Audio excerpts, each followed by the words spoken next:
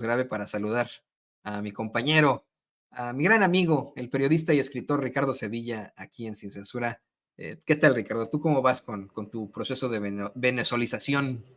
Ya tienes ahí un acento muy dulce, como los venezolanos. ¿Son de tu predilección las arepas? ¿O cómo va este proceso de venezolización? ¿Así se dice? Pues voy todavía muy atrasado, la verdad es que todavía estoy muy pendejo, mi querido Toño, para ser un venezolano como Andrés Bello. Perdónenme ustedes de exabrupto, pero si Denise Dresser tuviera el intelecto de la gran Teresa de la Parra, gran intelectual, gran escritora, mujer sensible, audaz, de pensamiento sólido, la gran Teresa de la Parra, si alguna de estas mequetrefes se pareciera siquiera tantito, si alguno de estos intelectuales de pacotilla se pareciera mínimamente al gran Arturo Uslar Pietri, cuentista notabilísimo, intelectual, de aguda mirada, híjole, otro gallo nos cantara. Imagínate nada más, Toño. Yo creo que el más grande lingüista de todos los tiempos, sí, de todos los tiempos, que asentó las bases del idioma que nosotros hablamos, no es un español, es un venezolano, Andrés Bello. Entonces, estamos muy lejos de convertirnos en pensamiento en venezolanos, y me refiero a todos esos, iba a decir pendejos, pero qué bueno que nada más lo pensé y no lo dije. Pero Toño, me das un golpe en el hígado, porque este tipo de afirmaciones que hacen estos facilistas, la verdad es que me enardecen.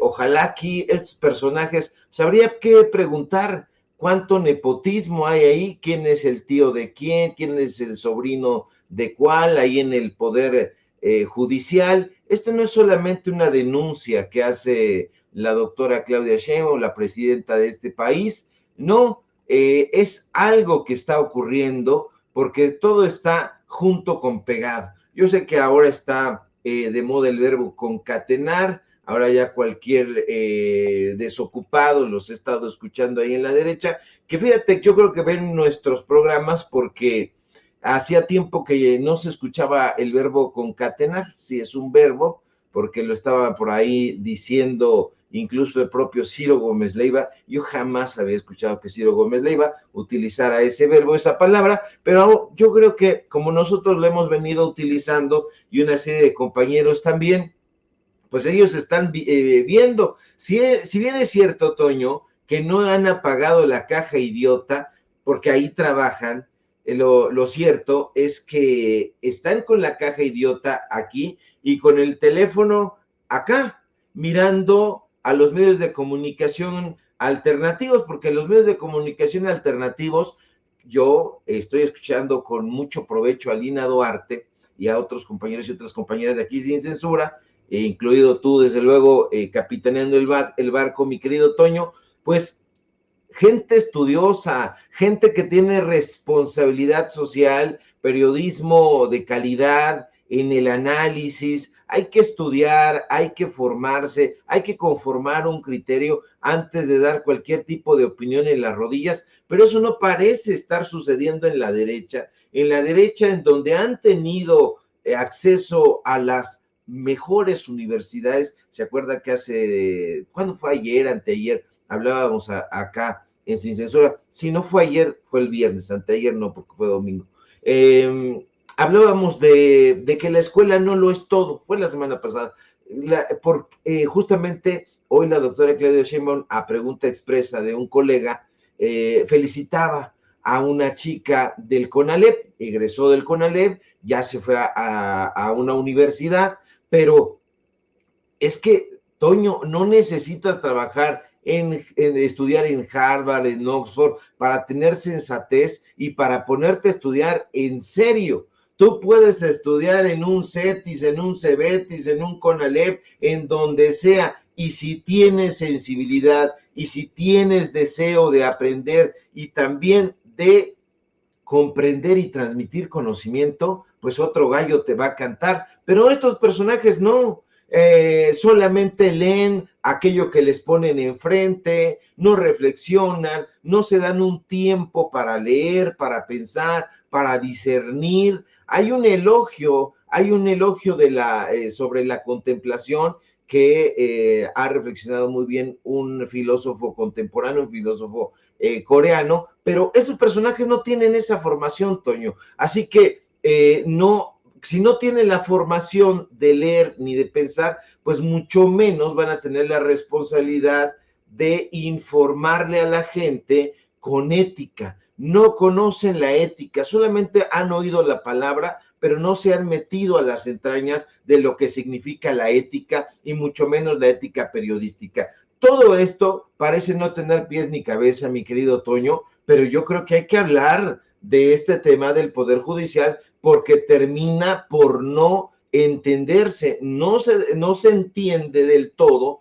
porque los mentideros de la derecha, que ya dejaron un poquito los sets de televisión para salir e intentar hacer un show y conectar con la gente y no lo han logrado, la verdad es que están encargándose de desinformar, de levantar toda una serie de tópicos y lugares comunes completamente execrables, que la autonomía del Poder Judicial se va a perder con esto que dicta la Constitución ahora, que fue una reforma, ya no lo es, ya está ahí en la Constitución, ya es cosa que simplemente, pues esos personajes no lo entienden, Toño. No se necesita, y lo hemos dicho, ser especialista en derecho de ninguna clase, en derecho romano, derecho constitucional, no.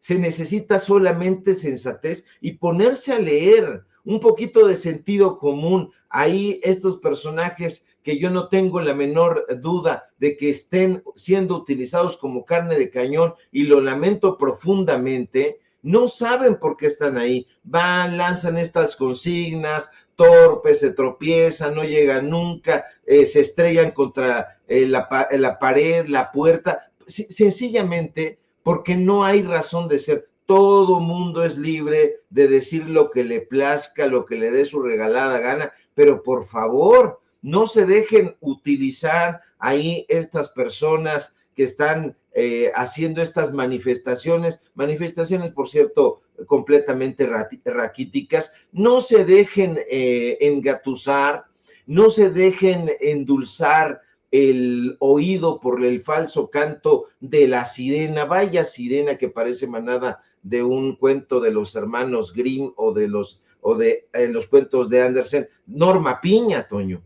No, no se dejen engatusar por eso. Yo creo que me preguntaste, Toño, que cómo estaba, que qué pensaba sobre eso, y yo ya me extendí y a lo mejor estoy siendo completamente desatinado, pero es que me viene una lluvia de cosas que es importante llevar a cabo. Me preguntaste sobre cómo iba con el asunto de mi transformación venezolano y yo terminé diciéndote una serie de cosas que creo que me fueron saliendo, como diría la gran Beatriz Gutiérrez Müller, me salieron del corazón.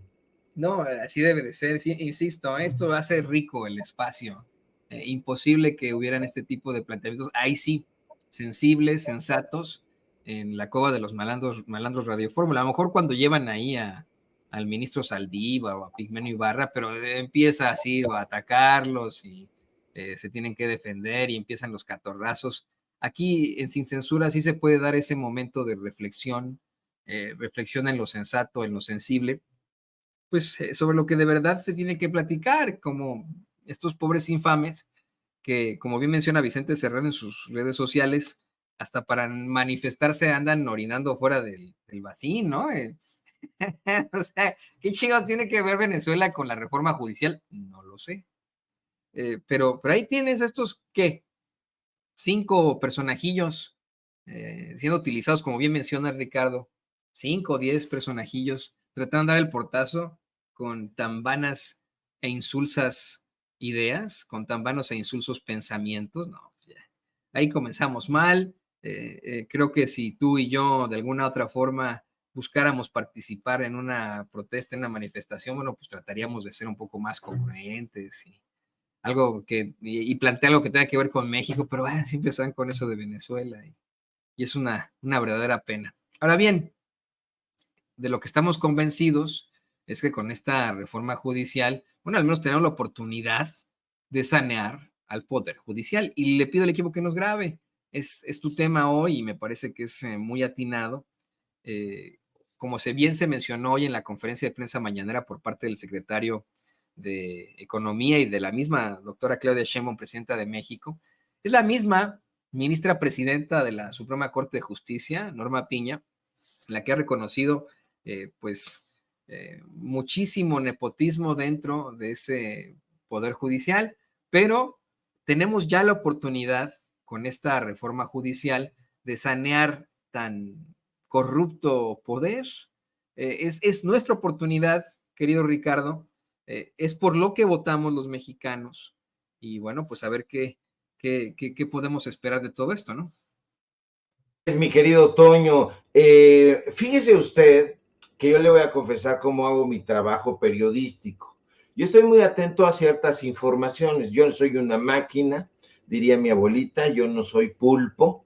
Entonces, trato de hacer, yo siempre le quiero platicar a usted cómo es que desde mi punto de vista se debe hacer el periodismo. Así es como me ha funcionado a mí, así es como he visto que han hecho algunos maestros y algunos colegas. Entonces, yo estoy atento a algunas informaciones, hay alguna que pesco y entonces digo, bueno, me voy a informar un poquito más, voy a investigar, voy a huronear por aquí, ya cómo es el hurón, mete la nariz por aquí, por allá, donde se le presente, y ese es el caso con el tema del Poder Judicial. Nosotros hemos dado cobertura a ese tema desde hace ya mucho tiempo. Yo diría que por lo menos hace 3 años que estamos cubriendo los temas de investigación del Poder Judicial.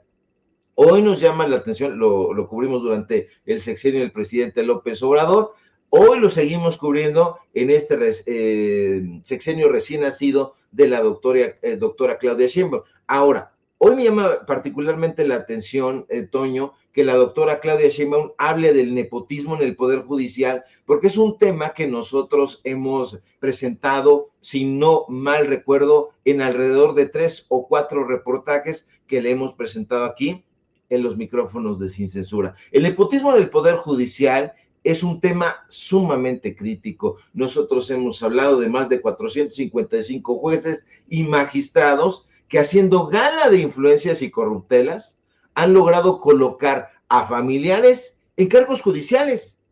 Eso incluye a parejas, a hijos, amantes, a concubinarios, a concubinas, a otros parientes, los que usted se imagine, primos, sobrinos, lo que usted se imagine. Eso ha ido creando, Toño, un sistema donde casi la mitad del personal en el Poder Judicial tiene vínculos familiares dentro de la institución o la serie de instituciones, porque son varias instituciones que componen, ya no digamos el Poder Judicial, sino todo el sistema judicial. Y esa práctica nefasta, el nepotismo, evidentemente tiene consecuencias gravísimas en la impartición de justicia.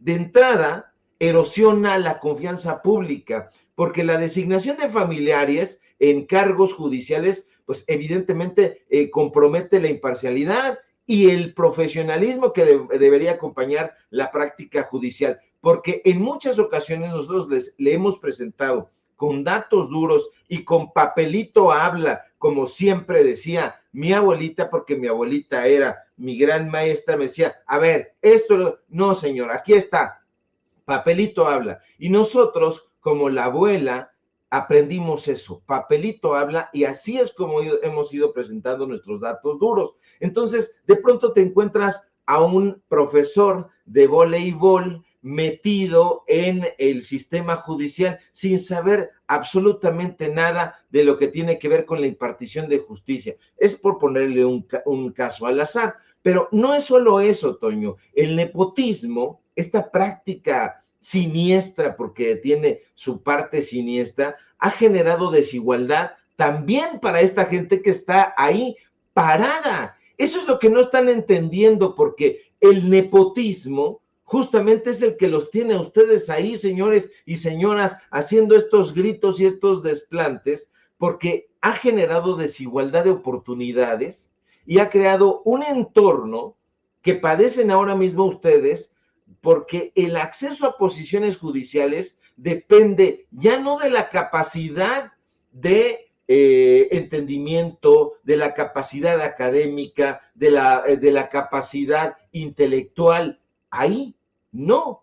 Ahora depende más de las relaciones familiares que de otra cosa. Eso está excluyéndolos a ustedes, señores y señoras, que yo por eso les pido que no le presten atención a Norma Piña y sus secuaces, porque yo he escuchado de viva voz y de gente que nos ha escrito que no tienen oportunidades muchas personas que trabajan en el sistema judicial, en el Poder Judicial, en el Consejo de la Judicatura, en la Suprema Corte de Justicia, en los tribunales, en fin, no están teniendo oportunidades porque le dan preferencia a sus cuates, a sus amigos, a sus familiares, y los candidatos verdaderamente calificados se quedan ahí suspirando, se convierten en eternos suspirantes porque carecen de conexiones. Así que la prevalencia del nepotismo fomenta lo que estamos viendo ahora, un ambiente donde la corrupción impera, puesto que los jueces o juzgadores, para incluirlos a todos, en lugar de impartir justicia, se dedican a proteger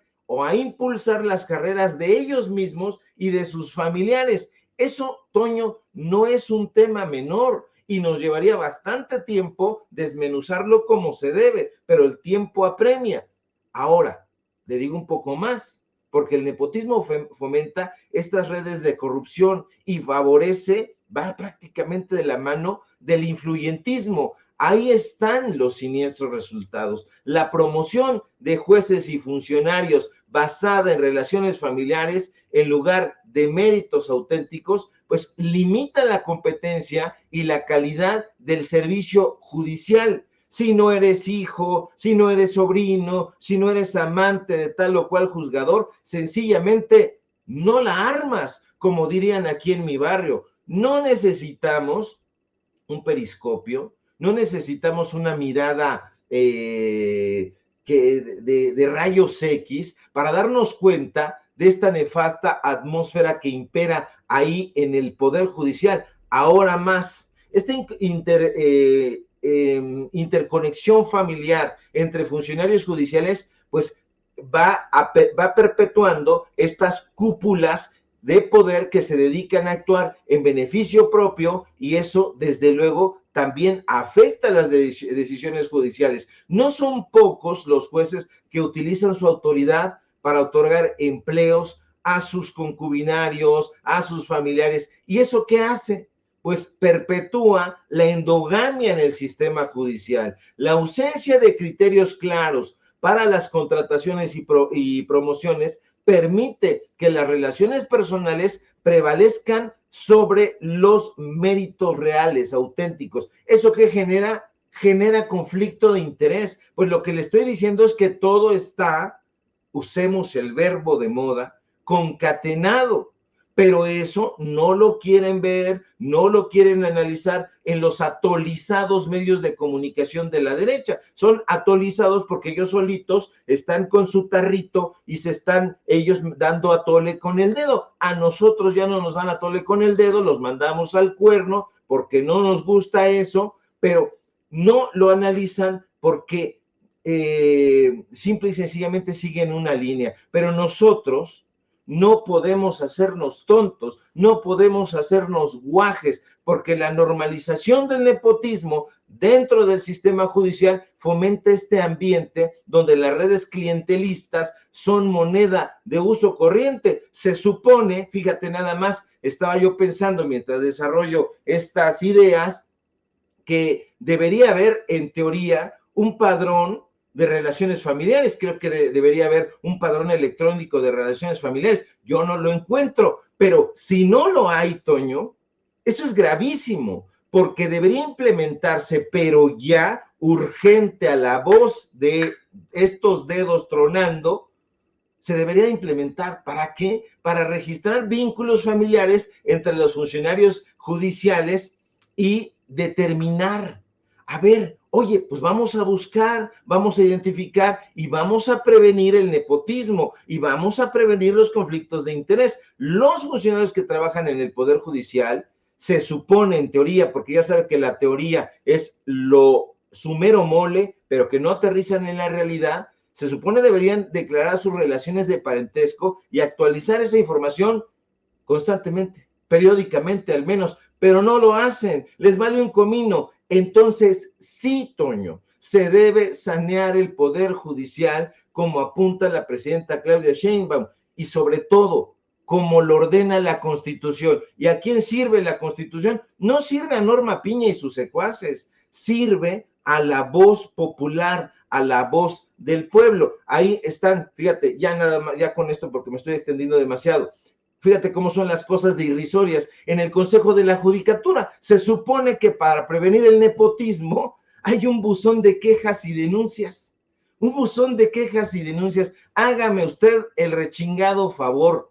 Ese buzón, por obvias razones, ha recibido cualquier cantidad de críticas, porque hay una completa ambigüedad en las conductas denunciables. Fíjate, la dichosa plataforma nunca te especifica, por lo menos no claramente, qué conductas son sancionables, y eso genera una endemoniada incertidumbre tanto para los denunciantes como para los funcionarios implicados, porque aunque se promete un acuse de recibo para el seguimiento de las quejas, lo cierto es que no hay mecanismos claros para que la ciudadanía conozca los resultados de esas dichosas denuncias. Entonces, ¿a dónde van a parar esas denuncias? Solo el diablo y Norma Piña y sus secuaces lo sabrán, porque nosotros no. Una y otra vez los sabadazos, una y otra vez sacar a los delincuentes, de esos delincuentes, no solamente de cuello blanco y lo hemos apuntado, sino de los delincuentes secuestradores, de los delincuentes que asesinan, de los delincuentes que trafican,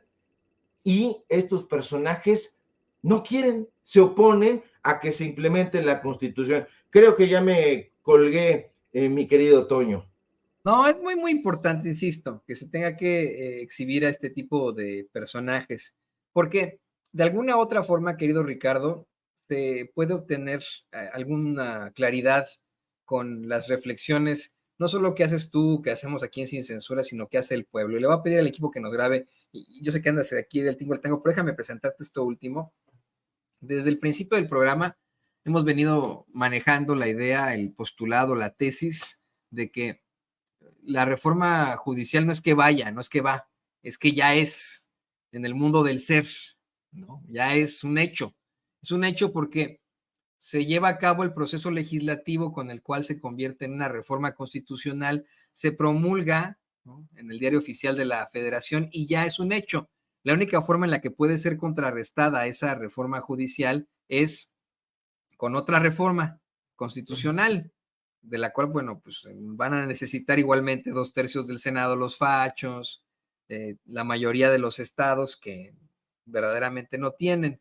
Y hoy me llamó mucho la atención, querido Ricardo, querido público consentidor, que llevaran a la conferencia de prensa mañanera una corresponsal de la agencia Associated Press, que más que corresponsal parecía cabildera, a decirle a la doctora Claudia Sheinbaum que la enviada o la no sé qué comercial, la secretaria comercial o de comercio de los Estados Unidos, expresó sus preocupaciones ante la reforma judicial, a lo que honestamente, no solamente por nuestra soberanía, sino porque pues ya es ley, tenemos que preguntarle, ¿y qué quieres que hagamos?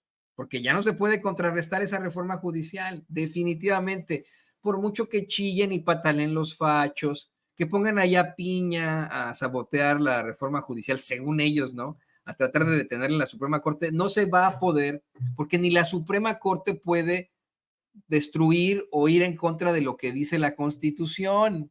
Y la Constitución pues ya es clara en esto, es clara en que en estricto sentido es ya una realidad constitucional esa reforma pues judicial. A lo mejor algunos sigan sin entenderlo, como la enviada esta comercial de los Estados Unidos, la corresponsal extranjera de la agencia Associated Press, pero hay otros que ya lo entendieron perfectamente, como el embajador de los Estados Unidos en México, el Ken, ¿no? Ken Salazar, quien pues salió ahí a negarse a hablar o dar algún tipo de comentario sobre la reforma judicial. Al parecer ya agarró la onda, ¿no? Ya agarró la onda de que, híjole, pues de esto no se debe platicar o no se tienen que andar expresando en contra de sus juicios básicos y sumamente derechosos, especialmente ahora que se reúnen con inversionistas y empresarios tanto de México como de Estados Unidos ahí en Palacio Nacional. Escuche usted. A la democracia en México por esta reforma del Poder Judicial. ¿Ya la ve mejor? Miren, la relación, como lo hablo con Francisco Cervantes y con el US Chamber, es una relación de integración de América del Norte. Eso es el tema de hoy y la realidad es que vamos muy bien como los primeros socios del mundo y es una alegría para mí estar aquí con el equipo de la doctora Claudia Sheinbaum. ¿Sigue preocupando la reforma judicial? Darle adelante con todo. ¿Sigue preocupando? ¿Y la reforma, embajador? Más después hago comentarios. A la salida ya con más. Muchas gracias. Gracias. ¿Contento de volver a Palacio, embajador? ¿Cuánto tiempo tenía sin visitar Palacio? ¿Está contento de regresar, embajador? Es que no lo habíamos visto. Yo he venido al Palacio muchísimas veces. Es un lugar muy especial, muy espiritual. Es parte de la grandeza de México. Entonces siempre orgullo de venir para acá todo el tiempo y ha sido un honor de la vida. ¿Cuánto tiempo tenía sin venir, embajador? Ya es suficiente. Después, hoy es el día del CEO Dialogue, ¿no? Pero no está relacionado. Apoyar al CEO Dialogue y a los compañeros que están trabajando en eso. ¿Se va a reunir con la presidenta? Gracias. Déjenlo pasar. Pero le dio gusto regresar al Palacio, embajador.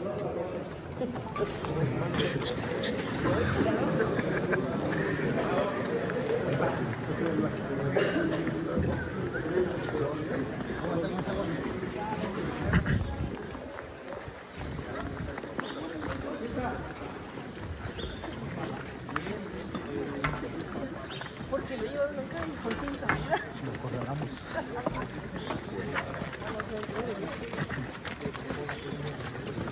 Aguas, aguas. Aguas ahí entras. Aguas con la valla. Sí. No. Bueno, allá atrás. Sí, atrás. Feliz entonces de estar en Palacio otra vez. Feliz de estar en México. Le extrañaba Palacio. Oigan, si nos... Yo sigo sin entender lo del sombrerito, ¿eh? Es todo muy histriónico, todo muy... Pero bueno, pues todo indica que el Ken ya agarró el pedo. Pero ¿lo agarrará el gobierno de los Estados Unidos? ¿Lo agarrará el Departamento de Estado? ¿Lo agarrarán los fachos que andan moviendo ahí al New York Times, al Washington Post, al Wall Street Journal y que de títere no bajan a nuestra presidenta, la primera presidenta de Norteamérica, que por cierto es científica, es luchadora social, es política? ¿Agarrarán el pedo ellos? Se los pregunto porque ¿saben quiénes ya agarraron el pedo como el Ken? Los inversionistas. Y les vale madres, honestamente, la mayoría de ellos, a menos de que sean unos corruptazos, les vale madres si hay reforma judicial o no en México, A menos, insisto, que sean unos corruptazos que estén dependiendo de una manipulación al Poder Judicial para sus negocios oscuros, pero yo creo que esos inversionistas no los quiere nadie, en ninguna parte del mundo. Le pido al equipo que nos grabe para escucharte a ti, Ricardo. ¿Qué opinas de cómo ya agarraron el pedo ahí en la Embajada de México, de los Estados Unidos en México? Mi querido Toño, yo de ese asunto cuando tú hablas de los pedos y todas esas cosas, la verdad es que quiere salir mi parte alburera y la tengo que sofocar y la voy a sofocar tremendamente porque es un campo propicio para que uno diga cualquier cantidad de cosas, porque déjeme decirle al calce que el albur es un arte, es un juego de palabras en donde si no te das cuenta y no estás alerta, pácatelas. Y bueno, pues aquí en este barrio se ha jugado siempre, entonces mejor no caminar por esos parajes minados. Es campo minado, mi querido Toño, porque en una de esas vas tú y mole, doña María, hablando de mole, Alina decía que Ceci gusta del mole porque es poblana, ¿quién no gusta del mole? Pero bueno, eso aparte, un absoluto cabildero, Toño, un absoluto y vulgar cabildero, este sombrerudo, pues bueno, quiere llegar con este porte tejano, con una especie de, una suerte de vaquero de pacotilla, cuando en realidad no se da cuenta de que los mexicanos tenemos por ciertos íconos que rechazamos, y uno de esos precisamente son estos rancheros, estos vaqueros, o sea, no, nosotros no gustamos de eso, y yo particularmente menos, y veo que este cabildero, pues está a los servicios de, no solamente del gobierno de Estados Unidos, que pues es su labor, sino de los empresarios, y eso del cabildeo, pues lo hemos denunciado una y otra vez, porque es una práctica lamentablemente añeja, y es una práctica que está disfrazada de política, pero en realidad quiere influir en estas decisiones, quiere imponer agenda, influir en las decisiones legislativas, en las decisiones políticas, y esto no es nuevo, no es de hoy, es un asunto que ya tiene muchísimo tiempo. Se detecta por ahí de la década de los 80 el cabildeo, pero este tipo de personajes pues ya son vistos de manera, pues la gente los rechaza porque se enfocan en aspectos que tienen que ver con la venta del patrimonio nacional, van de la mano con la corrupción, no quieren que participe la ciudadanía, entonces todo lo quieren arreglar y negociar en corto. Entonces los grupos de interés, precisamente que incluye a los gobiernos, que incluye a las empresas, utilizan esta clase de personajes como Ken Salazar para gestionar estas demandas, la verdad, la mayoría completamente ilegítimas y que golpean el corazón o la médula del pueblo, y llevan estas demandas ante los distintos poderes, puede ser el legislativo, en su momento fue el ejecutivo, porque ahí los cabilderos, como tenían derecho de picaporte en los anteriores sexenios, pero también lo tienen ahí en el todavía no reformado poder judicial. Ahora, este tipo de expresiones también vienen de la mano, Toño, con los medios de comunicación, porque también los cabilderos tienen espacios en los medios de comunicación, son como una especie de brokers.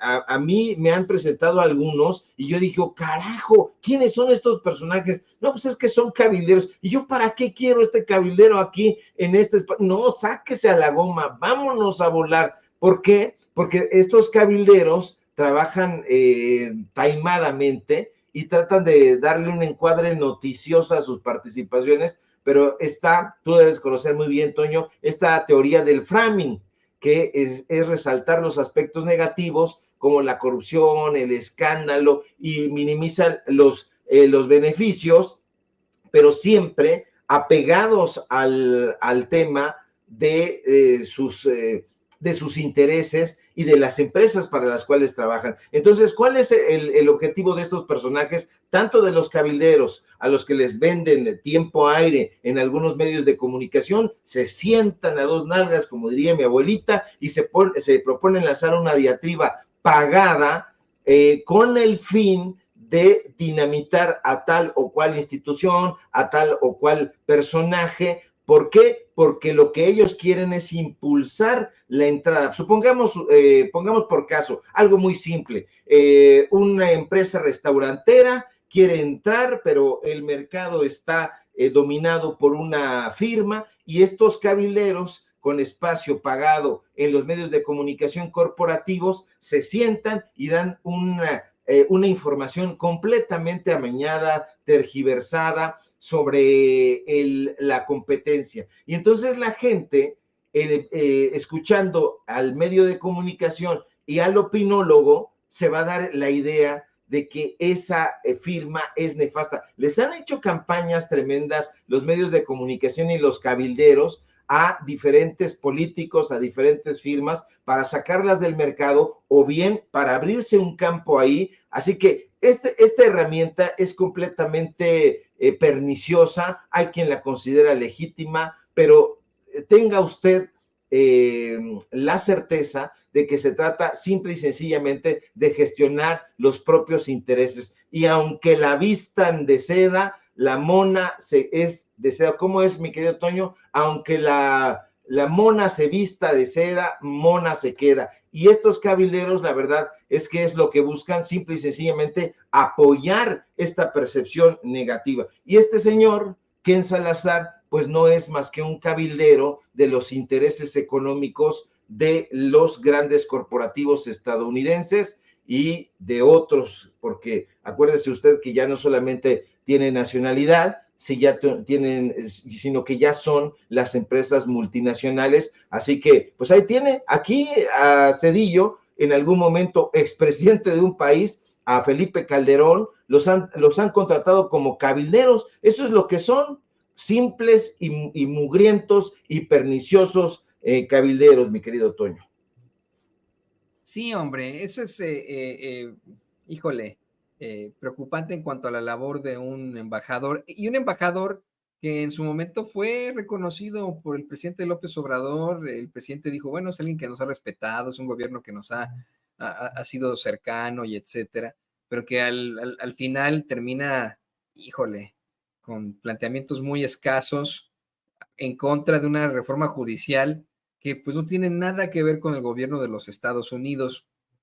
Creo que la relación que tuvo el presidente López Obrador en su momento con los dos embajadores, tanto el de Trump, se me fue su nombre, era muy gris el señor ese, nada más le gustaba comer tacos y así, ¿no? También a este, pero el otro, el que estaba, su predecesor, siempre ha tenido una muy buena relación, pero no llegará a ser el embajador que tuvimos de los Estados Unidos en tiempos de FDR, de Franklin Delano Roosevelt, que fue el ejemplo constante del presidente López Obrador sobre una buena gestión entre dos países hermanos, que son México y Estados Unidos. Aquí, pues efectivamente, ¿no? Es puro histrionismo, es el lobismo también ahí, ¿no? De decir, ay, pues yo vengo aquí a representar. Ni siquiera son los intereses de los Estados Unidos, Ricardo.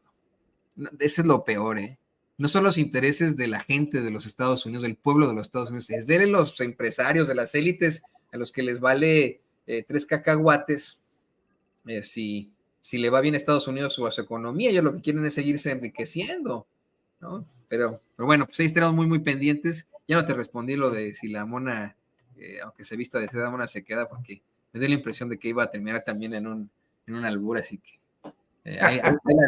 ahí la dejé mejor. No, pero si no te alburé, mi querido Toño, la verdad me contuve, me mordí los puños. Estaba yo muy deseoso de hacerlo, pero después lo pensé mejor y dije, no. Mejor el albur guardémoslo para otro momento, para una situación un poquito más relajada. Y habrá tiempo de alburear porque también a mí me gusta, debo decirlo, mi querido Toño, me gusta bastante y no sé por qué. La verdad no sé por qué, porque mi papá no es alburero, ni mi abuelo era alburero, y yo me formé con ellos, pues mi mamá, ni mi abuelita tampoco. Yo soy un descocado, Toño, un alburero descocado. ¿Ya presento mis redes o qué hacemos? Yo creo que es, como bien dices, ¿no? Es parte de nuestra agilidad mental, el poder ser buenos albureros, el tener esa picardía mexicana, ¿no? Yo creo que demuestra agilidad mental y no al contrario. Tú síguenos albureándome, no pasa nada. No te pido que no albures a don David, que él sí no se da cuenta, porque es un hombre con un corazón muy limpio, don David, ¿no? Sé que suena esto a una cursilería, pero don David de verdad es un caballero, es un caballero andante que pues en medio de su inocencia, hasta de blanco viene hoy, ¿no? Eso es lo que nada le falta a su caballo blanco, ya hay una espada ahí resplandeciente. Iba yo a decir que no saques esos comentarios, Toño, pero pues mira, mejor no, porque hasta sudé, Toño, me hace sudar, Toño. Yo tengo el albur en la punta de la lengua y me tiembla ahí la palabra. Sí, dicen que a don David le gusta No, ya iba a decir una peladez por ahí. Te digo. No, sí. Agua, Toño, porque dicen aquí en mi barrio que luego te puede pasar lo que al Valero. ¿Qué le pasó al Valero? Pues es que solito es sensato. Claro. Ya ves, Toño. Sí, no, ya. Ahí está la agilidad mental. Bueno, iba yo a hablar de los espadazos y mejor no. Exactamente, cada quien. Ricardo, pues sí, compártenos por favor tus redes sociales, además de agradecerte por estos análisis tan interesantes siempre y la agilidad mental. Cuéntanos, por favor. Claro que sí, mi querido Toño, saludos al querido don David de corazón puro. Yo soy de corazón malvado, la verdad. No, pues no malvado, pero sí tengo mi corazón alburero, digamos de corazón alburero. Y para mayores albures, público memorioso, síganme en mis redes sociales albureras y noticiosas, en X @Sevilla Crítico, en Facebook Ricardo Sevilla Alburero, así nada más. En los datos duros, donde no albureamos, pero si se da la ocasión, ¿por qué no? Hoy tenemos informativo en punto de las 9 y aquí en La Familia Sin Censura, donde también se alburea de cuando en cuando, pero ya saben, a veces, lamentablemente, terminan como el Valero. Te mando un fuerte abrazo, mi querido Toño, y estamos pendientes a la información. Como el sapo que se ensartó en la estaca, así como la canción de Chicoche. El periodista y escritor, mi gran amigo Ricardo Sevilla, aquí en Sin Censura, te mando un abrazo, amigo. Y así tiene que ser uno, ¿no? Esto es camaradería absoluta, pues uno tiene que andar también ahí con los albures. Cuando en algún momento yo pasé por Sepropie, y híjole, sí, ahí sí era muy difícil porque la agilidad mental de mis compañeros camarógrafos era muy locochona, de verdad, ahí sí aprendí muchas cosas que, bueno, pues aprendí que don David ahí, por ejemplo, la pasaría un poco difícil. Pero bueno,